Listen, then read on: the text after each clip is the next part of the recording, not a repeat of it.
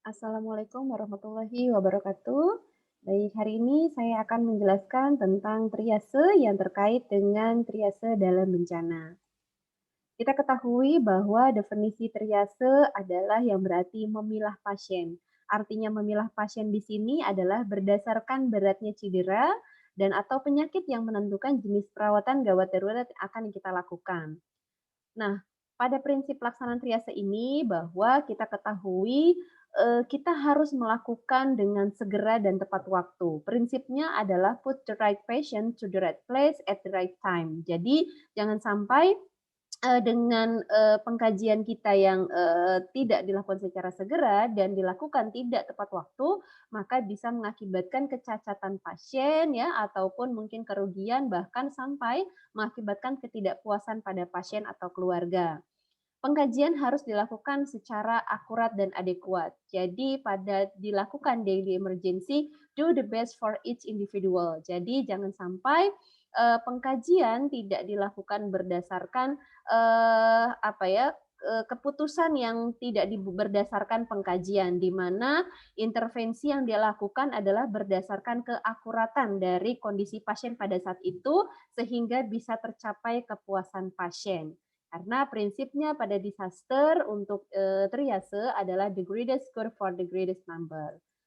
Oke, nah peralatan yang dibutuhkan untuk pasien dengan triase bencana seharusnya memang dalam satu box, peralatan yang digunakan untuk triase adalah harus ada label triase atau tracer tag-nya. Tracer tag-nya ini terdiri dari warna-warna yang dibutuhkan mulai dari merah, kuning, hijau, bahkan hitam. Kemudian ada pulpen untuk mengisi formulir atau label triase tadi, kemudian ada jam tangan, verban, gunting verbannya, kemudian ada OPA atau orofaringial airway, kemudian ada perlengkapan tambahan yaitu tandu atau selimut. Karena kita tidak tahu bencana itu bisa kebakaran, bisa gempa bumi, bisa banjir gitu ya. Itu adalah alat-alat yang dibutuhkan untuk sebagai tambahan. Nah, pada area triase, area bencana itu ada 3 zona, yaitu ada hot zone, warm zone, dan cold zone. Hot zone ini adalah area di dalam bencana, di mana area tersebut adalah area yang memang lokasi pada bencana, yaitu misalnya lokasi kebakaran, banjir, gempa bumi, atau dan lain sebagainya, itu adalah area disebut dengan hot zone. Area ini melakukan intervensi secara minimal, fokusnya adalah penyelamatan nyawa. Jadi hanya menyelamatkan nyawa saja terlebih dahulu, tidak melakukan intervensi yang, apa ya, yang sangat minimal lah di sini dilakukan. Sehingga harapannya untuk intervensi yang minimal kemudian adalah di warm zone nanti. Sehingga pada fokus pada hot zone ini adalah intervensinya penyelamatan nyawa. Pada warm zone ini adalah area yang dekontaminasi, artinya, area ini adalah area yang aman setelah setelah dari area hot zone tadi, yaitu sekitar 100 meter. Nah, aktivasinya sama adalah melakukan triase dan intervensi minimal. Dan ini tidak lebih rendah dari hot zone. Jadi jangan sampai misalnya, banjir gitu ya, kita melakukan, area yang lebih rendah daripada area yang sebelumnya. Kemudian untuk cold zone aktivasinya ini, biasanya sudah lebih banyak dilakukan, artinya sudah triasenya sudah melakukan labeling, kemudian juga sama, tidak boleh melakukan daerah yang lebih rendah daripada ada area yang sebelumnya yaitu, warm zone. Karena harapannya intervensi ini adalah intervensi yang nantinya pasien akan dirujuk atau dibawa ke, tempat-tempat yang memang harusnya atau peralatan yang, sesuai dengan, tindakan pasien. Ini contoh area triase misalnya ini adalah, sudah di daerah warm zone atau mungkin cold zone gitu ya. Kalau untuk yang tadi hot zone adalah area memang dalam bencana tersebut. Nah, ini label-label ini untuk pasien-pasien yang memang ditaruh untuk pasien-pasien yang mengalami bencana gitu ya. Jadi misalnya ini diberi tanda misalnya tidak ada seperti ini, kita beri tanda saja misalnya yellow triase area gitu ya atau red triase area, itu untuk menandakan bahwa pasien yang label warna kuning di sini, merah di sini, seperti itu. Ini salah satu juga untuk melaksanakan triase bencana, ya misalnya untuk yang nanti masuknya di area hitam, area yang mungkin merah, area yang kuning, atau bahkan pasien yang memang sudah bisa melakukan, secara, mandiri, warna hijau, wah ini ada posisinya di sini, ya ini adalah untuk, area triasenya. Nah, pada metode triase bencana, kita punya 2 metode sesuai dengan arahan American Heart Association juga bahwa ada START, ada SALT. Nah, START itu singkatan dari Simple Triage and Rapid Treatment. Sedangkan SALT adalah Short Assess Life Saving Intervention Treatment Transport. Jadi, yang membedakan START dengan SALT adalah di beberapa labelingnya. Kita akan lihat. Yang pertama adalah metode triase START. Metode triase START ini biasa dilakukan untuk bukan hanya pada triase bencana, tetapi juga pada triase di hospital. Namun, metode triase START ini kenapa digunakan pada area bencana? Karena metode ini dianggap lebih cepat, rapid treatment gitu ya, dan simple triase. Kenapa? Karena fokus penilaiannya hanya pada 3 hal. RPM, yaitu respiration, perfusion, dan mental status. Kita cek pernafasan, kita cek capillary refill-nya atau denyut nadi, dan kita juga cek tingkat kesadarannya. Nah, ini adalah kategori warna pada metode START, yaitu merah, kuning, hijau, dan hitam. Pada label merah atau nomor 1 itu adalah mengancam nyawa, membutuhkan pertolongan segera atau sering disebut dengan immediate. Nah, pada kategori immediate ini biasanya pasien-pasien yang memang mengancam nyawa dan harus segera ditolong. Sedangkan nomor 2-nya adalah label kuning, yaitu delay. Pasiennya serius, tidak mengancam nyawa dan bisa ditunda, pertolongannya bisa ditunda terlebih dahulu. Sedangkan 3, hijau atau minor, ini pasiennya bisa berjalan, bisa mengikuti instruksi, dan bisa diatasi dengan hanya pertolongan minor saja. Sedangkan yang 0 atau labelnya hitam atau dengan kita sering sebut dengan expectant atau discuse, ya biasanya ada istilah juga discuse, ini biasanya nadi tidak teraba dan tidak bernafas. Nah, kategori warna pada pada kategori start ini digunakan untuk setelah tadi RPM tadi dikaji, apakah pasien masuknya ke label immediate, delay, minor, atau expectant.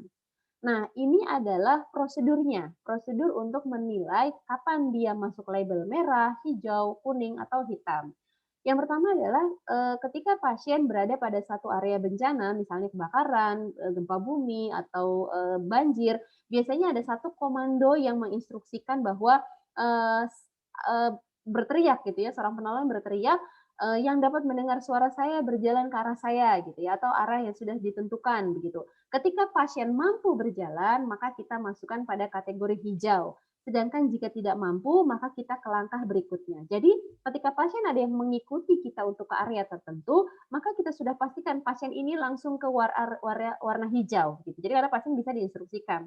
Tetapi kalau untuk yang pasiennya tidak mampu berjalan dan pasiennya tidak ada nafasnya setelah 2 kali membuka usaha jalan nafas, maka kita langsung masukkan dia kategori hitam atau expectant tadi. Jadi ketika kita sudah lakukan upaya ventilasi selama 2 kali tidak ada nafas, maka kita langsung kategorikan hitam. Tetapi jika ada pasien yang ada nafas tetapi lebih dari 30 kali per menit, maka kita kategorikan sebagai merah ya.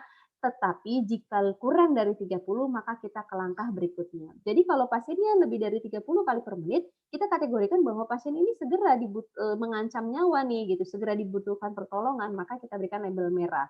Tetapi jika kurang dari 30, maka kita harus cek perfusi. Tadi kita sudah cek kan pernafasannya. Ketika pasiennya tidak bernafas, sudah kita kasih 2 kali siklus pasiennya tidak dapat bernafas, maka kita label dia hitam atau expectant tadi.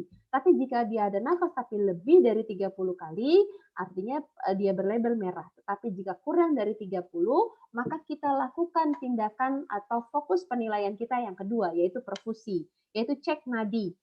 Bisa ada yang memang mengkaji dengan cara nadi karotis, adapun bisa menggunakan cara dengan periksa capillary refill time-nya gitu ya, selama kurang dari 2 detik. Jika dia lebih dari 2 detik, pengisian kapiler selama 2 detik, maka kategorinya adalah merah. Tetapi jika pasiennya kurang dari 2 detik, ya kemungkinan kita cek status mentalnya. Apakah pasien bisa mengikuti instruksi atau tidak? Jika tidak bisa mengikuti instruksi, maka kategorinya adalah merah. Dan jika bisa mengikuti instruksi, maka kategorinya adalah kuning. Nah, jadi pernafasan, perfusi, dan status mental ini kita kaji selama kita melakukan assessment dengan metode START. Ini adalah salah satu alur ya atau prosedurnya tadi seperti tadi di awal bahwa apakah pasien bisa available untuk jalan gitu ya, jika ya kita kategorinya adalah minor atau warna hijau, kemudian baru kita lakukan secondary triase ya. Kalau dia tidak, ya tadi kita cek pernafasannya. Jika pasiennya bernafas, kita cek apakah lebih dari 30 atau tidak. Jika dia lebih dari 30, kita kategorikan merah. Jika tidak, kita cek perfusinya. Nah, perfusinya juga kita cek, lebih dari 2 detik atau tidak. Jika dia lebih dari 2 detik, kita kategorikan merah. Kalau dia tidak ada perfusinya, tidak ada nadinya, maka kita kategorikan hitam ya. Apalagi kalau pasiennya sudah position airway-nya tadi sudah tidak ada ya, sudah 2 kali bantuan nafas tidak ada atau pernafasan spontannya tidak ada, maka dia pasiennya sudah dikategorikan labelnya hitam atau ekspektan. Baru kita kaji setelah perfusi adalah mental statusnya. Jadi apakah dia mengikuti komando, mengikuti perintah atau tidak.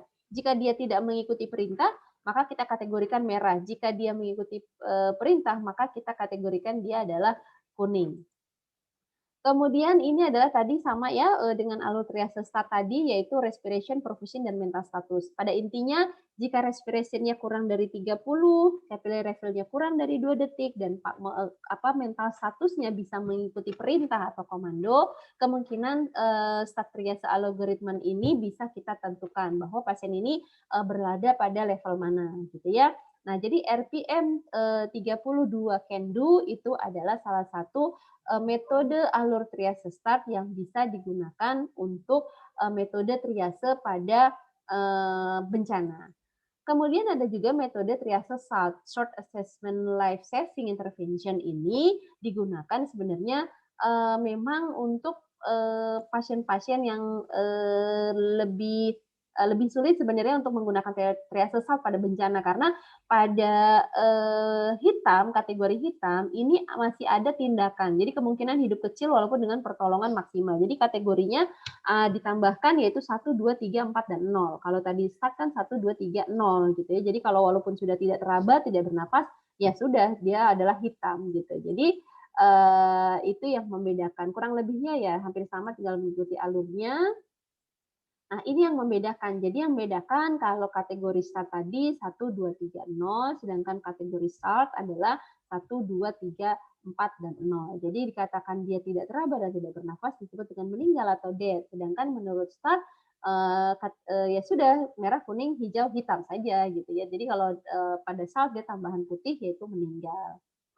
Nah, pelabelan pada triase atau tagging sebenarnya ada tas khusus yang memang isinya adalah untuk melabeli gitu ya. Jadi tidak sembarangan kita buat kertas dan sebagainya, tapi labelnya memang sudah ada. Nah, triase tag atau label ini yang pastinya harus mudah dilihat, ada standarnya ya, kemudian cukup aman, bisa dirubah sesuai dengan kondisi korban ya. Jadi misalnya tadinya dia merah, sekarang sudah ke kuning gitu ya, dan bisa dipakai untuk catatan klinis pasien. Nah, ini label-labelnya tadi ada merah, hitam, hijau, kuning ya. Ada merah itu adalah immediate, kuning adalah delay, kemudian hijau adalah minor, sedangkan untuk hitam bisa ada expectant, ada discuss juga. Jadi tergantung dari beberapa label yang bisa digunakan. Ini adalah form pada label. Jadi ini memang yang sudah terstandar. Ada nomornya, ada warna, ada formnya, ada yang perlu diisi. Siapa ini pasiennya, kategorinya apa, hasil assessment-nya apa. Di sini tinggal checklist. Makanya tadi pada label tadi pada tas tag untuk triase itu ada pulpen untuk mengisi ini gitu ya. Jadi ada single label, ada yang dengan card, ada yang meta label, jadi tergantung ya. Jadi ada juga yang mungkin menggunakan apa ya kayak solasi gitu ya. Jadi untuk melabeli saja itu juga bisa sebenarnya. Nah, ini single lab. Jadi single label itu ya kayak gini modelnya ya. Jadi pasiennya dipasangkan seperti double tip gitu ya atau seperti solasi. Ada juga yang dengan kartu ya seperti ini bisa dicatat gini ya. Nah, ini dipasangkan di pasien ya yang bisa terlihat bisa di jari kaki, bisa di tangan. Nah, ini labelnya merah, oh pasiennya berarti mengancam nyawa, segera ditaruhnya juga di pada area yang merah. Nah, ini ada beberapa kasus yang terkait dengan kategori labeling. Yang pertama, misalnya di sini ada kasus bahwa pasien tidak dapat berjalan. Kita fokus pada apa? Karena start tadi hanya 3 fokus penilaian, yaitu respirasi, perfusi, dan mental status, maka yang kita fokuskan adalah respirasinya terlebih dahulu. Tadi prinsipnya bahwa harusnya prinsipnya kurang dari 30 kali per menit. Jika dia lebih dari 30 kali, maka dia masuknya labelnya merah. Nah, pada pasien ini nafasnya 38 kali per menit. Tanpa melihat asesmen yang lain, kita sudah melihat bahwa pasien ini adalah kategorinya adalah merah, begitu. Nah, untuk berikutnya, jika pasiennya, kita pada kasus ini fokusnya adalah tidak bergerak dan tidak ada nafas. Nah, ketika pasien tadi ya, apnea ventilation pada pasien atau apnea, tidak ada jalan nafas pada pasien, maka pada, kategori start dia sudah dikatakan ekspektan atau labelnya hitam. Jadi, pada kasus ini, pada pasien apnea, pasiennya sudah dikategorikan hitam. Jadi walaupun, sudah diberikan nafas 2 kali gitu ya, pasiennya tidak ada harapan, tidak ada nadi dan tidak ada nafas atau apnea, maka kita kategorikan, hitam. Sedangkan untuk delay, tadi prinsipnya kita pernafasan dulu, pernafasannya kurang dari 30 kali per menit, ya. Berarti kita sudah oke dapat kurang dari 30 kali per menit. Yang kedua adalah perfusionnya. Perfusionnya kita cek nadi radialisnya. Oh, nadi radialisnya teraba. Kalau nadinya tidak teraba, ya kita kategorikan lagi, dia kembalikan. Jadi ke merah tadi. Jadi kalau misalnya nadinya teraba kuat, pasiennya RR-nya 16, berarti kita kategorikan dia sebagai kuning atau delay. Nah, kalau yang seperti ini, pasien berjalan-jalan mencari saudaranya, bisa mengikuti instruksi. Kira-kira apa labelnya? Ya, minor ya, pasiennya adalah hijau. Jadi pada pasien ini dia bisa mengikuti instruksi, bisa berjalan ke area perawatan, berarti kategori ini adalah hijau. Kemudian ada lagi tidak bergerak, bernafas lambat dan nadi lemah. Nah, tidak bergerak tapi masih ada nafas dan nadinya juga lemah gitu ya. Tidak menanggapi rangsang nyeri. Kemungkinan pasien ini masih kategorinya delay karena belum masih ada nafas ya, mungkin lambat gitu ya dan masih ada nadi. Kecuali dia tidak ada nafas, tidak ada nadi, maka dia masuknya ekspektan atau labelnya hitam.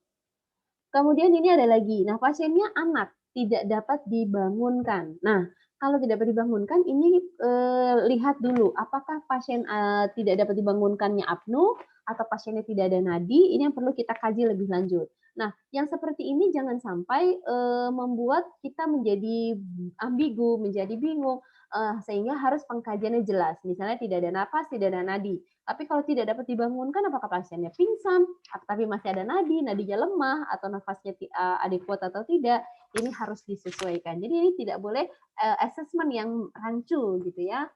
Kemudian juga seperti ini perempuan bisa berjalan di masa dia baik-baik saja, tidak ada keluhan, dia hanya ingin diperiksa, ini sudah pasti ya labelnya hijau, jadi tidak perlu ada pertanyaan-pertanyaan yang memang harus dikaji lebih lanjut. Jika misalnya memang pasiennya tidak ada kondisi yang lain-lain ya, tidak perlu ada asesmen lanjutan, hanya ingin diperiksa ya masuk saja kategori hijau. Nah ini juga sama asesmennya harus kita tambahkan ya karena dia hanya bisa mengikuti perintah, berjalan ke area perawatan gitu walaupun ada perdarahan tapi pasiennya bisa mengikuti perintah. Jadi tidak perlu ada asesmen lanjutan kecuali nanti secondary survey. Oke, mungkin itu saja yang bisa saya sampaikan. Terima kasih banyak atas perhatiannya. Jangan lupa untuk komen di YouTube channel saya, diberi like, subscribe, dan jangan lupa untuk